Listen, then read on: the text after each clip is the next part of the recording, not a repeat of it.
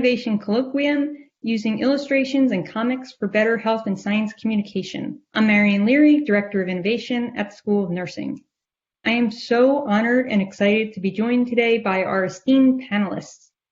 M.K. Czerwiec, comic nurse and artist in residence at the Northwestern Feinberg Medical School. Dr. Jaye Gardiner, co-founder of JKX Comics and postdoc at Fox Chase Cancer Center. And Rachael Acker, creator and founder, Healthhero.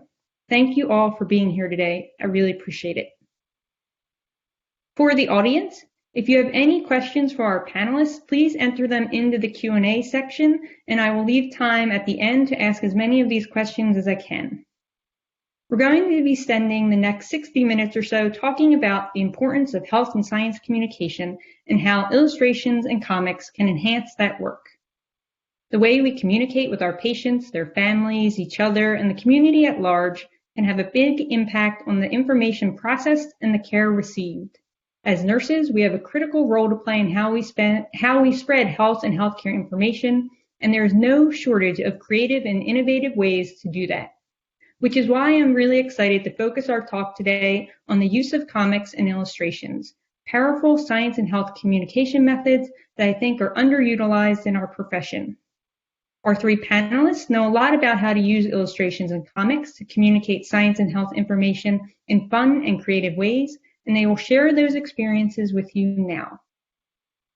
To start, I'd like to have each panelist spend a few minutes introducing themselves, their work relevant to this topic. Dr. Gardiner, let's start with you. Hi, everyone. Thank you for being here. So my name's Jaye Gardiner, and by training, I am a scientist. So I have my PhD in cancer biology, and now I study pancreatic cancer at Fox Chase Cancer Center. But when I was in grad school, I taught myself how to draw along with some friends and co-founded JKX Comics, which we've been doing for the last almost 5.5 years now, taking different science topics, research that's being done by people both living and of the past, and just kind of using the narrative of comics to show the people that are doing this research and to remove some of the barriers that science has with regards to that bridge towards a more public audience. So removing all of the jargon and technical speak and removing it from behind a paywall. So that's kind of my area with regards of using comics and science communication. Sweet. And MK, can you share with us your background? Sure. I'm a nurse and a cartoonist, and I started making comics. I was not the kid at school who could draw, but I started making comics while working as a nurse during the AIDS crisis as a way to just cope. But I was really struck by how powerful a medium it is, and as you say, Marion, underused. And so I dedicated my graduate studies to look at the intersection of comics and medicine. And as I was doing that, it turned out there were a lot of people doing this work, and we started getting together and forming a community. But interestingly, a lot of people weren't talking about it. They were sort of keeping it kind of on the down low, like, oh, we don't want to talk about this. But so we've held the first conference 11 years ago, and so now that's been my full-time work. I co-run a website called graphicmedicine.org, which is dedicated to the intersection of comics and health. And I myself did a graphic memoir called Taking Turns, Stories from HIV/AIDS Care Unit 371. And the goal was to combine an oral history and memoir in comic form to kind of bring forward some of the lessons of the AIDS crisis. And then I also was a co-author on the Graphic Medicine Manifesto, which is a great starting point for why comics should be taken seriously in healthcare. And then last year, we had a book come out called Menopause, a Comic Treatment. And it tried to take advantage of the way that comics are able to transcend stigma, to kind of share stories about an experience that's not talked about enough. And I'm very proud to say that book was actually chosen as one of New York Times best graphic novels of top 10 graphic novels of last year. And I can say that without feeling like I'm bragging, because I just edited it. These are like the people who contributed are just amazing. And so yeah, it's been an amazing 10 years of doing this work full time. And what's really most striking, and then I'll stop, is how worldwide this is. We have members of the graphic medicine community. We have actually a sister site in Spanish, Medicina Grafica. There's a Japanese site. There's a site hopefully coming from India. Hopefully we'll get a site coming up because there's a lot of work happening throughout the world in this arena. Incredible. I just want to say for all of you who are speakers, make sure you throw links to anything you want people to see or know about that you're working on, especially since these are such visual mediums and we're not showing anything on screen, which I think is a mistake looking back now. Make sure you throw your links to your work in the chat so that our attendees can know how to find it. And then Rachael, do you want to introduce yourself? Yes. Hi, Marion, and thank you for this opportunity and welcome everybody. I come from a very different background, I would say. It's more computer science from a technology background, and instead of communicating things that are more tangible, it's more about the abstract things. And so I've kind of led the research and experience design of digital products in the corporate sector, and that's across healthcare, life sciences, emerging technologies, and finance over the past 15 years. And I've noticed that one of the things that's always worked for me, and to this day, is this ability to sketch ideas in a way that brings people together and in a collaborative way, so that you're actually honing in your listening skills and really listening to what isn't said, but to extract meaning from what is being discussed. And so today I'm kind of using this as a way to accelerate products into the market. So as an entrepreneur at Healthhero, we're looking at ways to bring mental health awareness and bring microdoses of intervention strategies to more people. That's great. Thank you all so much. I really love learning about what you're each doing. I think every time I think I know what you all are up to, you blow my mind with other things you're working on. So I want to go back to something, Jaye, that you said, that you taught yourself how to draw. Can you talk a little bit about how you did that, sort of why you did that, and what you use to teach yourself? Because I hear a lot from nurses and other scientists that they're not creative or they can't draw. I teach a course on design thinking, and visualization skills are really important there, and always telling my students to draw things out and visualize, and I hear this over and over again: I can't draw, I'm not creative. How did you teach yourself how to draw, and why? Yeah, that's a really, really good point, and definitely something that I hear a lot too. I'm probably, at least I was able to get over that initial hurdle, in that things that are difficult don't scare me. Like whenever I think of something that I want to do, I never think about how difficult of a task it'll be. I just say I'll figure it out.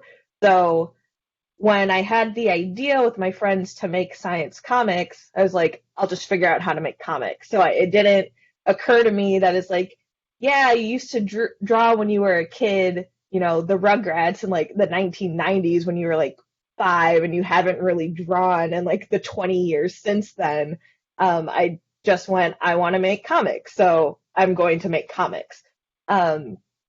For teaching myself, YouTube is really great. There's a whole lot of tutorials that are on there, and things that I did, instead of learning specific techniques or programs, I would just Google search for the thing that I was trying to do.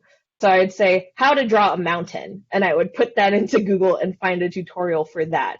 And then through that process of having the concrete goal that I wanted to make, I picked up the skills along the way that then I could apply it to other things. You're like, oh, I learned how to make a triangle now pretty effectively for a mountain. Now I know that if I need to like make a triangle for like a dress for like a little person, I can like apply that there now. So that's kind of how I got started, and I started drawing almost all digitally and using Adobe Illustrator because that's what I had access to and what my lab used to make their scientific figures. So I just kind of repurposed the software that I had to make for the visual part of my science anyway. So all of the graphs and diagrams that explain my science, and just figured out how to draw in there for making comics. Cool. And Rachael, what about you? Were you always an illustrator, always being creative and drawing, or is that something that you sort of taught yourself out of necessity as well? Yeah, I think I was a little obsessive as a kid. I always wanted to keep on drawing and practicing, and it was perfection at that point. And I think what's changed now is, I guess, the application to engineering led to user experience and then using tools that allowed me to kind of wireframe and create flows. And then that naturally progressed to, okay, now we're talking about ideas, let's whiteboard it out. And then working with other visual designers, learned how to draw a stick figure. And then it became like my star person. And then it was minions. And then now they're beans. So they kind of evolve over time. But it's really just practicing, doing it over and over again. So yeah, like Jaye too, Googling it. And Noun Project is also an awesome resource because it simplifies very abstract concepts into line drawings. And that's usually a way to get started. Nice. I actually have used Noun Project also as a way to visualize something I wanted to draw. I like that you called that out. Yeah. Hey, what about you? I mean, you've been doing this, it sounds like, for a really long time now. How did you get started? I love what you just said, Rachael. It is really true that you can start with a very basic visual language. And it's really about, as both of you say, just keep doing it until you find what I think of as your style.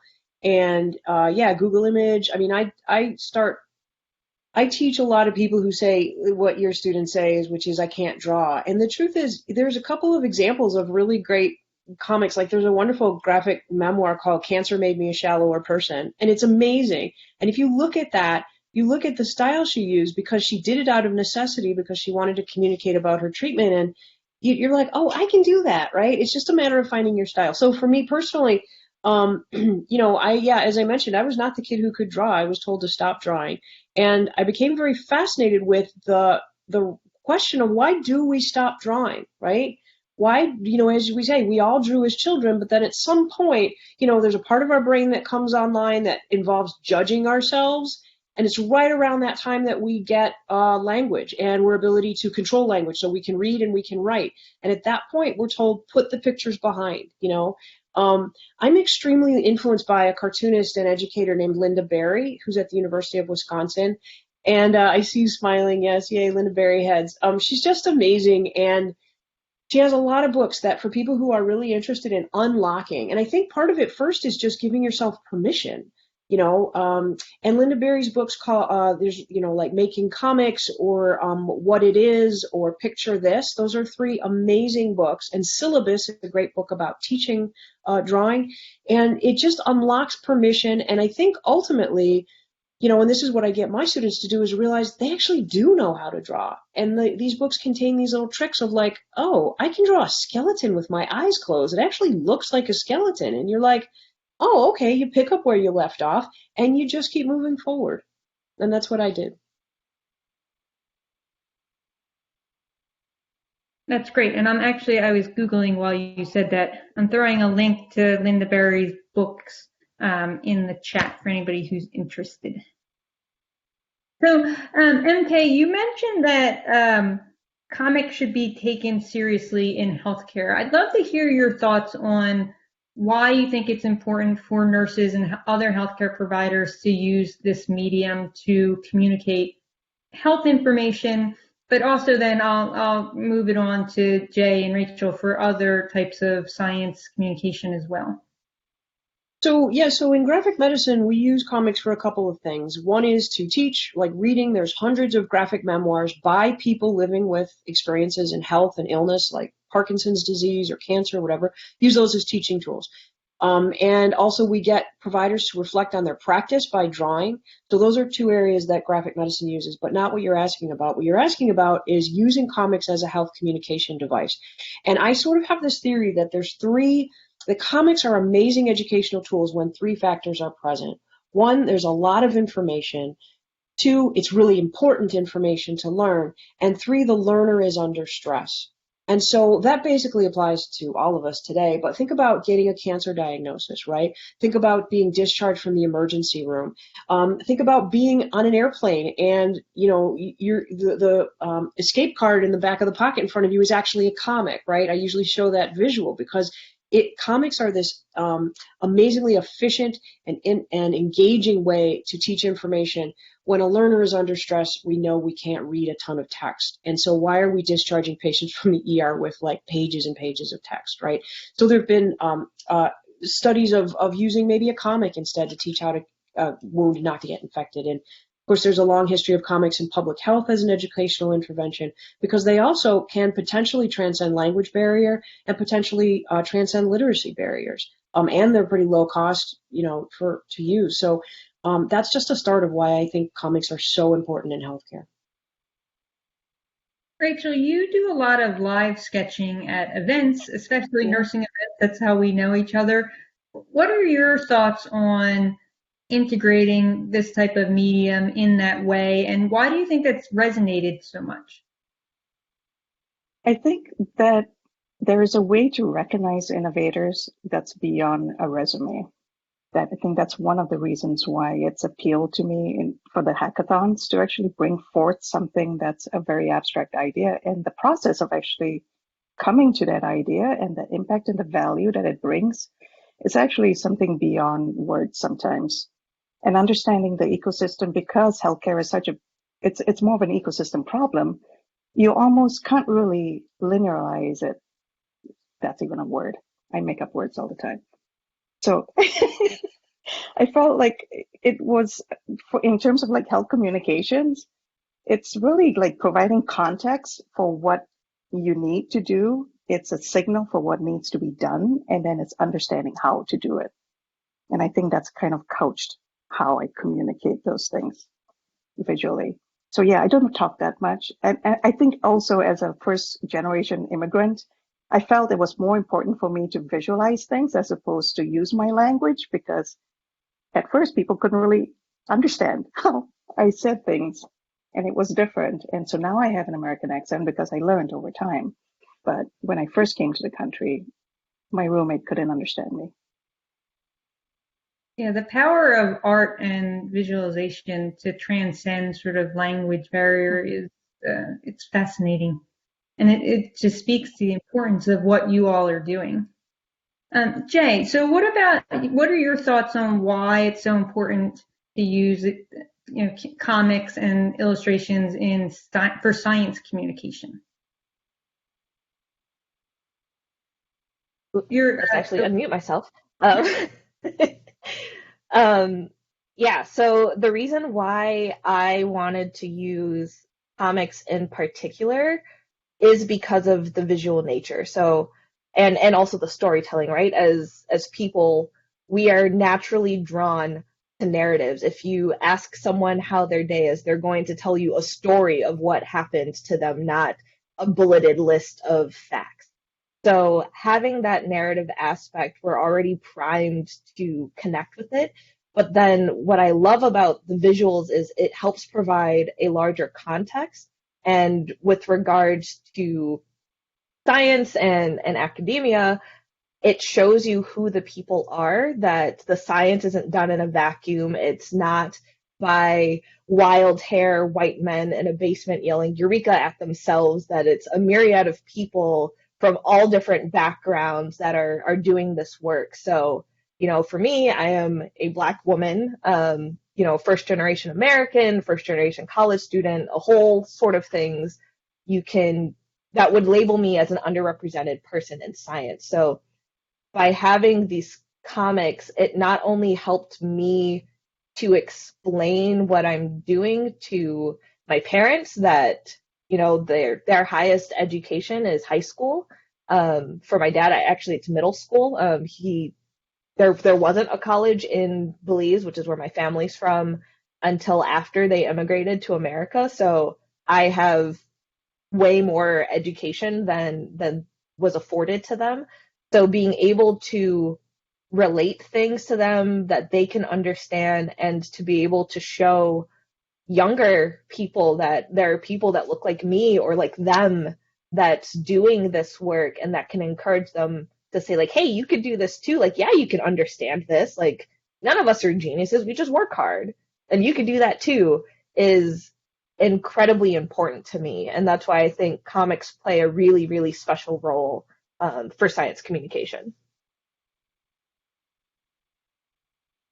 So I'm curious, have any of you gotten any pushback from colleagues for your use of comics or art in what could be considered serious professions? I guess whoever would like to go first. I can take that. I've actually been surprised, quite frankly, by the lack of pushback. I think it's because we're in such a visual culture, and journals need images and are starting to embrace images. So, like, for example, the Annals of Internal Medicine, BMJ, Lancet, JAMA, the National Library of Medicine, they've all embraced graphic medicine, the use of comics in healthcare in pretty profound ways, like dedicated space and images, and that's just kind of blown my mind. In grad school, the only thing I was told was you can't do your thesis as a comic, which is great because I would have never finished it. I didn't get that book done till way later. And so I've really been quite amazed. I have to say, though, my one caveat is that, I am a nurse, but unfortunately I work in a medical school, and I move mostly in environments involved with medicine. And I really want to see an expansion of comics being used in nursing education, nursing research, as an intervention for our patients and for ourselves. How cool would it be if your CNEs were actually in comics? And that's not to say that they're going to be dumbed down. That's not to say that they're not going to be research-based. There's a couple examples I can show you of amazing comics that are research-based. They have footnotes, but they communicate the information far more efficiently than having you read pages and pages and pages of text after, working 12-hour shifts. So let me just continue with that for a second. How do you think we get there? How do we get nursing education to embrace this? I travel the country and speak. A lot of times I'll be brought to be in a medical school or in a educational environment, and someone will say, oh, I know somebody at the nursing school. And they'll go and someone will come over. And to answer your question, I think we just show them, right? So then I show them some of these graphic novels that are out there that we use as educational tools that teach us from the patient and family's perspective what the experience of living with whatever condition they have is like. And they think, oh my God, that would be great for my students to understand Parkinson's or whatever. And also then I show them the power of drawing as a reflective tool on their practice and as a way to survive, bearing witness to life's most traumatizing events that we do on the daily in our work. And so I basically just have to show them that it works and why, and that there's theory behind it, and that, all that. And so basically it's like, if you can get someone to focus for a half an hour on how powerful this is, that you've got them forever. And the next thing I know, like, for example, I was visiting the University of British Columbia and spoke in the creative writing program, did the same thing. Someone got me over to the nursing school. Next thing I know, they just sent me this graphic novel that they created called Stepping Out of the Shadows, a story about bullying in nursing. And I didn't even this was just them seeing, oh my God, this works. Let's start our own projects. And that's how it happens. Incredible. Jaye, have you gotten any pushback with the work that you do? Similar to MK, no. If anything, it's people going, oh, that's really cool. I wish I could do that. Or like, back to the original thought of like, I can't draw. That's so cool that you can do that too. And so it's more of trying to change their mindset that they can, draw if all they have to do is try, right? It's the same thing like trying to ride a bike. Like, you didn't know how to do that to start. You had to try and practice, and you fell down a little bit. Here, you won't get any bruises, right? Like, okay, you didn't make a perfect circle. I still know that's a circle. It doesn't matter, right? So it's like the costs are just so much lower, but I've been very fortunate with everyone that I surround myself with, that not only have I not gotten pushback for it, I also haven't gotten comments about this being a distraction from my research or anything, which is kind of the other side of what people that engage in science communication can be told, that it's distracting from their research, they won't graduate, things like that. I've had just wonderful, supportive mentors that knew my interest, and they're just like, yeah, you go do that thing because you're capable. So, yeah, I'm just super lucky in that regard, I guess. Rachel? And I would agree the same thing as well, too. No, I haven't gotten any pushback. And I think it's mostly, in my field, it feels like it's about framing the problem that you want to try to solve. And the better you can do that visually, the more it brings people together and align people earlier on. So like I have in my example, the patient journey, and you can quickly, I think of things as models and patterns of truth and beliefs. And if you can see your story in that model and truth and belief, then you know that you have a market. And so it's a different way of approaching it. And if you can frame that, if you can think it, if you can visualize it, you just need to start somewhere. And I think it's helping mentor people on how to do that. So it's like what Jaye and MK said, right? It's practice. You got to start somewhere. And it's really the belief that you're not creative is really the only thing that stops people. How often do each of you practice your craft? So I was on a similar webinar a few weeks ago with another scientist who is also an artist, and she mentioned that she does some sort of drawing, illustrating every day, even if it's just for like 5 minutes a day. What are your practices around that? Rachel, do you want to go first? Sure. Yeah, it's the same thing. I draw every day. I have a notebook and I have like a shelf of notebooks. So I take visual notes for everything. Everything is on paper and everything. Sorry. And yes, so it happens every day. Yes, at least something. Jaye? I feel like I'm not the most disciplined at it, or anything that's like a routine do daily. I've found that I am not good at keeping up with the daily practices, so I probably don't draw as much as I should, and kind of the same way that I learned drawing was by having a task in front of me. That's kind of where all of my practice comes from, is that I need to make this thing, so I will learn how to draw this thing. What I've drawn the most are people or portraits, so I'm very good at that. At limbs, like lower half of a body, no idea. Like it'll be like a gorgeous rendering and then like little twigs on the side. So I definitely, I mean, it would be funny. I think that kind of be fun. But yeah, so I think most of my practice is literally just like when I need to create something, which isn't the best way to improve at a skill, but I guess that kind of is what's working the best with me trying to balance effectively doing two jobs right now. MK? Yeah, pretty much what Rachel said. I think through drawing and I think through making images. And so it's pretty much, I have a notebook at all times. It's a couple of pages for every day of not just drawing because I want to draw, although I try to do that to improve, but more it's just, I so prefer to listen to educational information so that I can draw while I'm thinking through it. And so I'm always, on a call or a meeting or whatever and kind of drawing about it sort of in that way.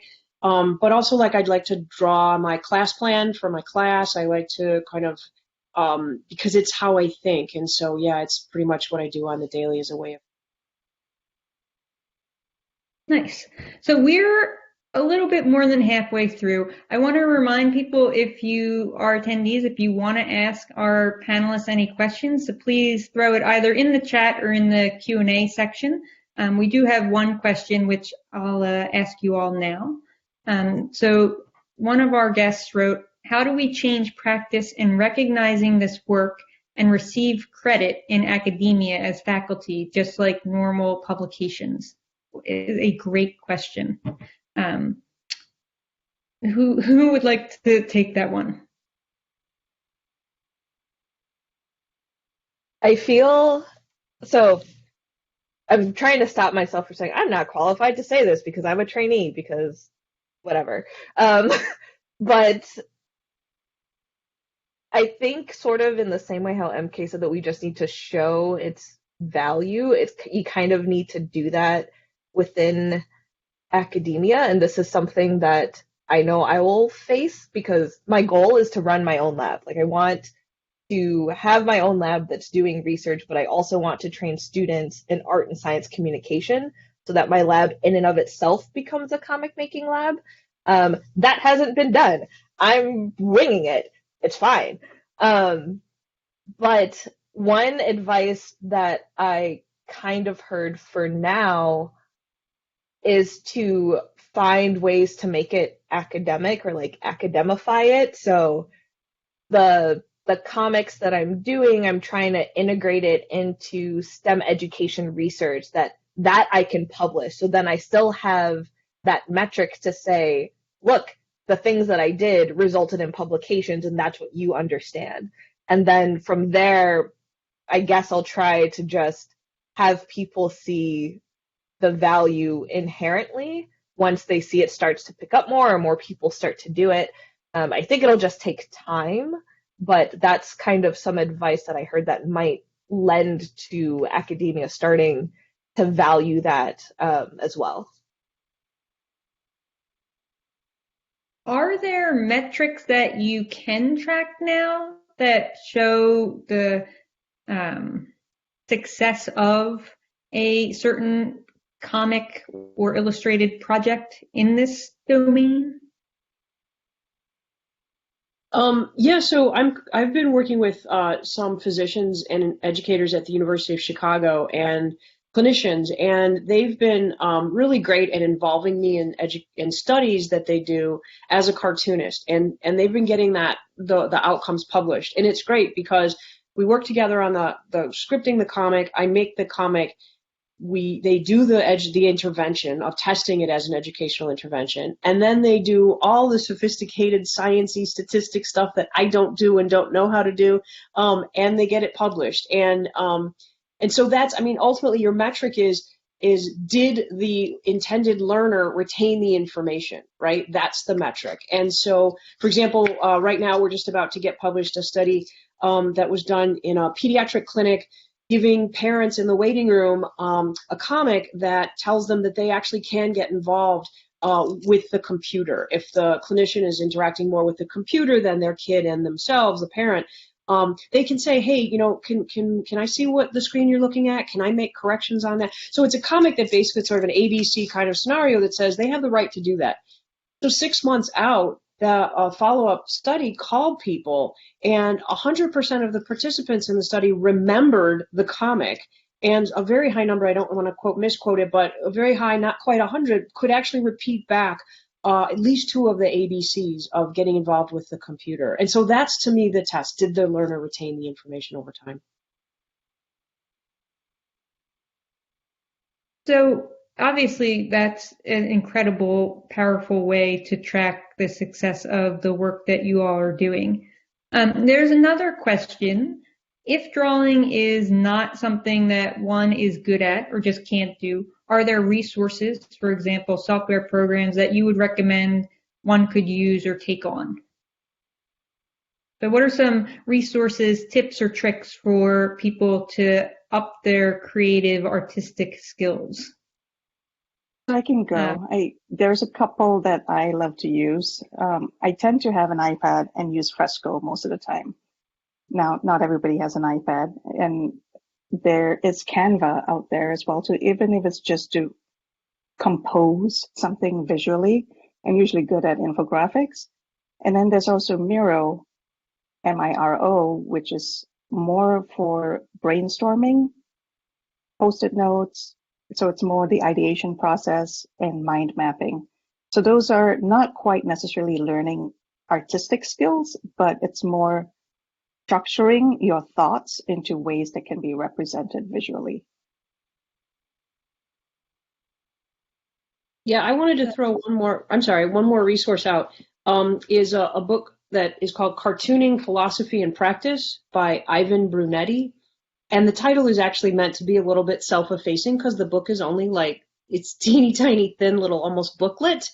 But it's basically his 8-week course that you can just do week by week with assignments. And I did something similar to you, Jay. I actually got a couple of friends together and we did it online, posting our homework. And it was super fun. But also it teaches you the basics of making comics, ultimately, if you do it. And you realize that, he teaches you a very basic visual style to how to make people and how to just draw scenes and stuff like that and what the critical elements are. It actually takes a very basic visual language to do this work. Yeah, and just to add on, there's another tool that I learned from my high schoolers that I was teaching to make sort of graphical abstracts called Pixton. And you can it's a little bit more like there are different scenes that you can choose from and you can drag and drop people in different positions. But if you have an idea of a story in mind, you can start to plan out a comic in that way. So it's sort of preset and drawn a little bit for you. But if there's something that you just needed to get out of your head or visualize before taking the next steps, if you're scared, because I'm not going to say that you can't draw if we're just going to remove can't from the vocabulary, you just haven't practiced, that's something that you can also do. Are there others? I know MK's mentioned a couple books. Are there other books or magazines that Rachael or Jay, you all have used in the past or would recommend? For example, I just subscribed to a new magazine called Nautilus, which is a science and art-based magazine, which I think is phenomenal. It really tries to blend the two more. Have you all come across others that you'd recommend? I can't say in terms of magazines necessarily, but I have a lot of books. Tufte, The Book of Trees, David Candles. So a lot of information visualizations. And that's kind of where I go to if I'm stuck. But I also have Jim Henson's Doodles and Dreaming of Doodles. And that I love. There is this notion of you can't, when you're stuck, your automatic belief is to believe you can't do it. And the doodling then helps unstuck you, get you unstuck. Again, can't talk. And it helps you start with that first thing that you need to do. So, there you go. Yeah, following on that, Suni Brown has a great TED Talk and a book called The Doodle Revolution. It really covers some of the ground we've talked about today of we all can draw, we all should draw. Our visual language is actually incredibly important to us. I'm a child of the internet, so instead of drawing books, I'm very much entrenched into YouTube. And there's one person that soon, when I rearrange some finances, I'll back her Patreon to get the more advanced things. But she puts out a whole series called You Can Draw This. And granted, it's with an iPad and Procreate, which is free. But the channel is Art by Flo, Flo. And literally every Friday, she's like, here's a drawing. We're going to draw it together. And she explains things so well. Going through the drawing process has taught me how to use Procreate. So again, a goal-oriented way of drawing. So instead of the how do I do this, it's I'm trying to make this and I learn it along the way. And her instruction is really incredible, all for free. And she makes these incredible brushes too that oh, here's a little couple standing on a mountain, and she'll make a brush of the people that you just kind of tap it and then the people appear. So literally not drawing that at all, but you can recreate these beautiful images. So again, that requires having an iPad, but even just watching it, I think just seeing the ideas of how she constructs things, you can even apply some of them to pen and paper just by following along to be oh, this is how you were thinking about what's in the background versus what's up front, or how you're thinking about colors. I think they're really great. Someone asked if they could get a list of all these books and resources. I've been trying to keep up with what each of you are saying and putting the link in the chat. I know I've missed some, so if you have a second and can review what's in the chat, if there's anything else that you've mentioned that you could throw in there, I think it'd be really helpful to our guests. I know it's going to be really helpful to me, so I would appreciate that. We have another question from our viewers. Do you think there is any role in introducing these skills, understanding and use of graphic medicine in high school, secondary level education, health, early STEM exposure? I see a bunch of you shaking your head yes. Jaye, do you want to go first with that one?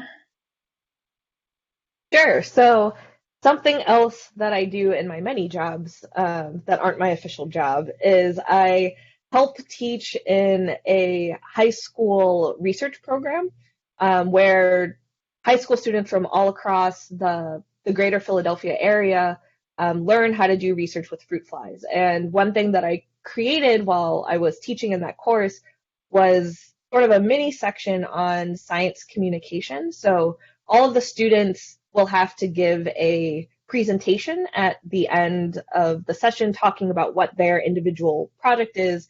And these aren't set projects. So what they're researching is out of their own mind and interest. And we're just helping craft their ability to design an experiment to test that question.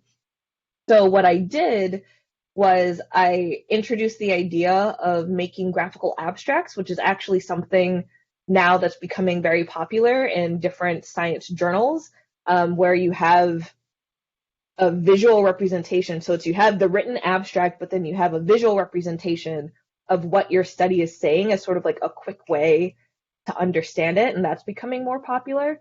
So I kind of adapted that with them, but used it as a way for them to practice talking and distilling what their project is, because they have their ideas and they more or less know what they're doing, but they don't know how to communicate it yet. So through the iterative process of drawing and having them really focus on either what their hypothesis is or what their question is or what their main finding is, they know how to hone that. And then I don't have data for this, but my idea is that they can now present better in the oral presentation at the end because they have this additional format of refining what their message is. Because that's kind of the key thing about drawing, is that you hone straight into what that message is, because all of the superfluous stuff kind of falls away, because if you're not used to drawing, you don't want to draw that much.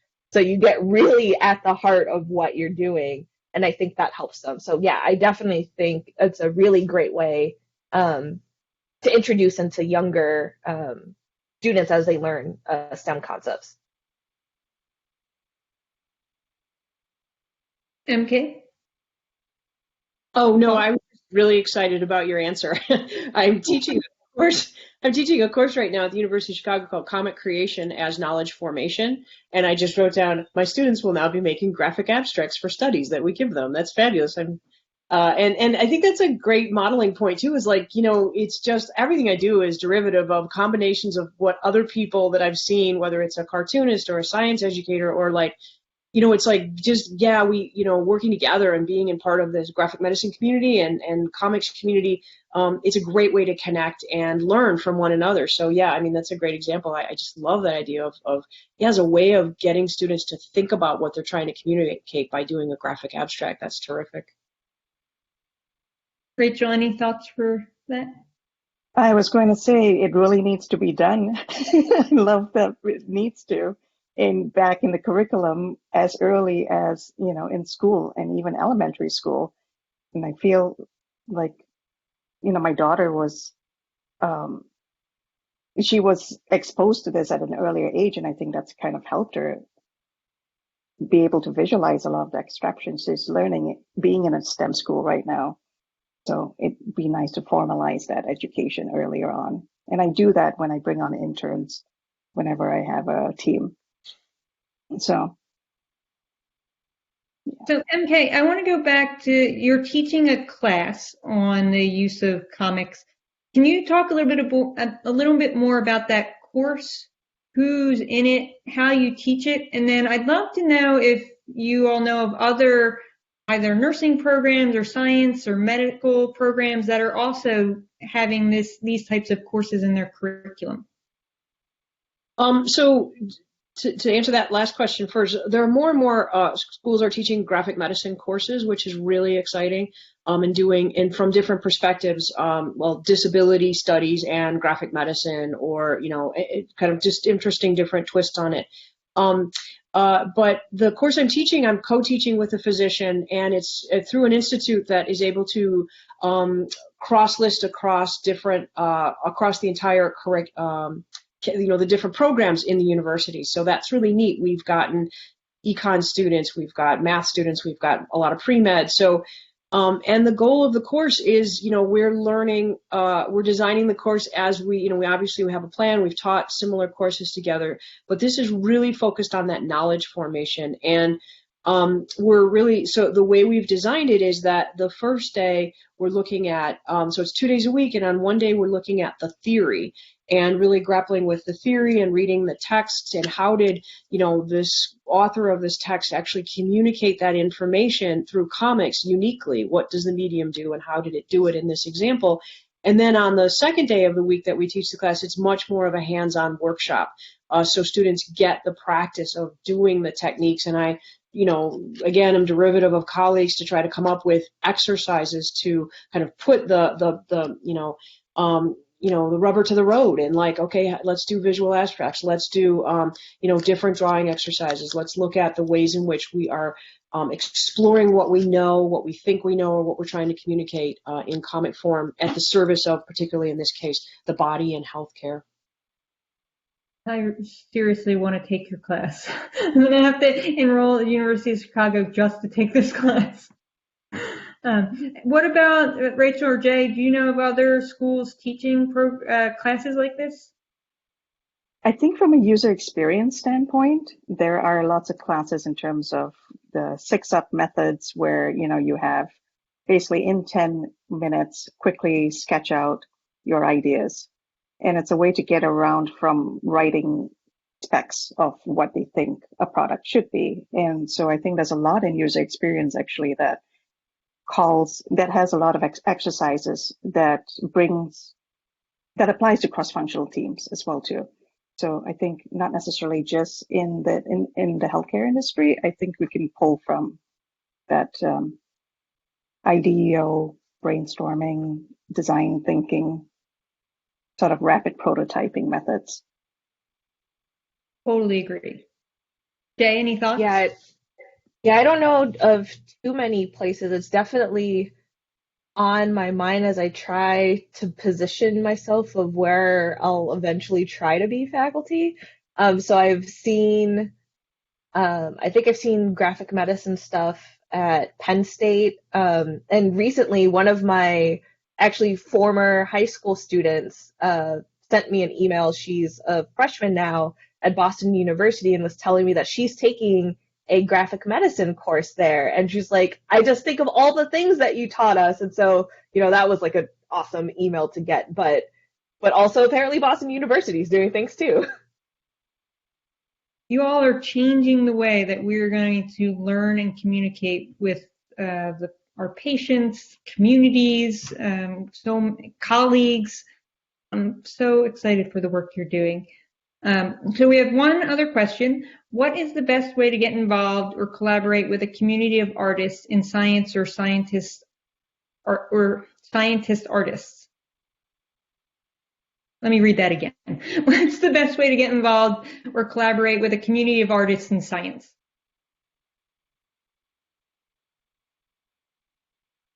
Be a jump ball for whomever. Yeah, well, I'll start out because I'm just plugging what I do. So graphicmedicine.org, subscribe to the website and you'll get one email a week of like the most recent posts. So it's sort of the news of what's happening in the area.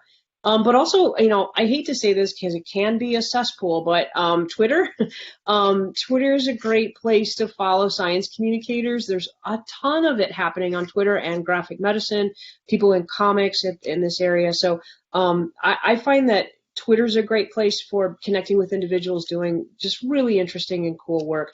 And then, Facebook, for those of us who are old and are still on Facebook, it's actually, I find Facebook is the most, again, also a cesspool, but a great place to connect. For me, I'm finding the international community, because it's sort of one place where a lot of people are interacting. So we have a Facebook page, but also a Facebook group, so people can interact with one another. So I love it. Like, people will come on and say, hey, I'm working on this kind of work in mental health and I want to know XYZ. And then other people in the graphic medicine community will kind of come in and answer those questions. So that's been really great. So those would be how I think I find best connecting. Yeah, and I would say Instagram, only because it's always been a visual medium. And so I find a lot of psychologists there and have found quite a lot of mental health awareness groups that's kind of depicted thoughts in different ways. And yeah, so those are same as what MK and J is saying. I know we're in this weird pandemic time, and so there's not a lot of meetups going on, but are there local, Jay, I know we're both in Philly, are there local groups of scientists or healthcare practitioners or whomever that get together and draw? Do you know of anything like that exists? Or is that something that you all should start doing a weekly Zoom together? I would totally be in for that. Not that we need more Zooms, but is anything like that happening? I haven't found anything in Philly, but I do know someone that has a weekly draw session. Caroline, who she's based in Boston. And so they have a Boston Comics Roundtable kind of thing where folks will get together and draw, and now in pandemic times get on Zoom and draw together. For Philly, not drawing related, but right before the pandemic started, there was trying to get a gathering of Philly science communicators to kind of hang out, make friends, and be able to help share each other's work, but then the pandemic happened. Stupid coronavirus. That's all I say constantly. Stupid coronavirus. So I do a creative, I'm sorry. No, go ahead, Rachel, go ahead. I was going to say, I do a creative mindfulness monthly that I started actually for a couple of months now. It just to connect breathing to drawing as a form of relieving stress and anxiety. So it's not quite learning how to draw, but it opens up that, it breaks the barrier of, starting to associate something tangible with your thoughts. Please make sure to throw that in the chat, Rachel. Okay. And then MK, someone mentioned that you do a regular drawing together series. What's that about? Yeah, so graphic medicine, we usually have annual conferences where people get together, but we weren't able to last year, obviously. So we decided that the way to sort of deal with kind of trying to keep the community together was to start these weekly, at first they were weekly gatherings called Drawing Together. And the great thing is that graphic medicine is based in some ways in the health humanities. So you've got people from lots of different disciplines that kind of turn their disciplinary lens on comics and healthcare. And so we've got medical anthropologists, medical illustrators, literature scholars, physicians, and each of them has kind of their own perspective on this, so that we'll take turns running a drawing session and just do some fun warm-up exercises, and then do some drawing, and then people actually share their work by literally just holding it up to the screen, which works well enough. But you can join those by going to the Graphic Medicine website and clicking on the Drawing Together radio button, which is at the top of the page. I also want to say that The Believer, which is an online, or it's actually a print magazine, their website, they've been doing really interesting weekly drawing things that you can sign up for on Zoom, in addition to ours. And then I do want to put a plug in for our annual conference. So we've decided to pivot our conference this year, and we're calling it an unconvention. And we're asking people to submit 1-minute videos. And the theme of the conference is just, what are you working on? And just give us 1-minute videos, present what you're doing in this arena with visual comics and communication and healthcare. And then we're just going to have a get-together where we watch these videos. That sounds incredible. Can you throw that link in the chat also? Cool. So we are almost out of time. I really feel so bad that I did not have you all sharing your screen, sharing your work. I don't know, I don't know what I was thinking, having a panel on visual communications and not having you all show your work. So I apologize for that. But please throw links in the chat to your work so that everybody can see the incredible things that you are doing. Real quick, sort of rapid fashion, what are anything else you're working on that you would like us to know about? Like, for example, Jaye, you were crowdsourcing a book that you were working on. Is that still going on? Would you like others to contribute? And if so, throw the link in the chat also. So that the campaign ended on St. Patrick's Day, but depending on the size of the print run, there may be extras, and I'll have to figure out a store set up for our website. But yeah, that's a pretty cool project that has a compilation of 7 different comics made of 7 different researchers at UW-Madison, which is where I went to school. And also just little fun bios about all of the scientists and artists that are there, just to kind of show not only the diversity of people that do the work, but the goal was to also show the Madison community the diversity of research that's happening in their community that they didn't even know about. So I sent a link to the game scene. You can still read all of those comics now. I'll repost that soon. But we also keep everything online for free for accessibility reasons, and this was just printing. The campaign was to print physical copies of it. Great. And then finally, Rachel or MK, anything else you'd like our attendees to know before we sign off? Anything you're working? If anything, yeah. So what I'm working on is I put the link in the chat to follow us on Instagram. So we're doing this almost like a campaign of this wisdom beans that will help you understand your mental health, raise some mental health awareness, and how to take little microdoses of mindfulness as you go on your well-being journey. So that's kind of where I'm at right now. Lovely. And MK, want to close us out? Yeah, the last thing I've been working on, my work was derailed. I was working on comics for advanced care planning. How could we use comics to get people to talk about their end-of-life wishes before they're in crisis? But that work has pivoted to actually archiving COVID comics on our graphic medicine website. So that's what I've been doing over the last year, is all the stuff that's come across the streams. I'm really glad you brought up Instagram, because that's where a lot of the first comics we found came up. So that's what I've been doing full-time, is not full-time, but a big chunk of time is making sure those are archived and organized.